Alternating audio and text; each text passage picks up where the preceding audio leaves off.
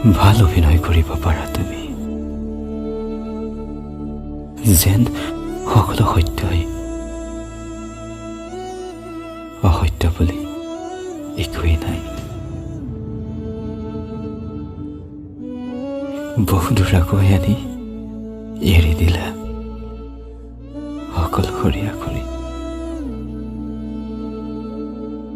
বহুত কষ্ট দিলা তুমি, কিন্তু এতিয়া ভয় লাগিছে তোমাক লৈ।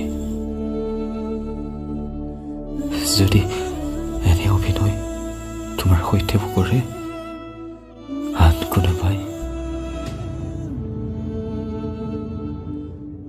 বহু কষ্ট পাবা তুমি। তেতিয়াতো ময়ো নাথাকিম তোমাৰ কাষত, তোমাৰ চকু পানী মুচিবলৈ।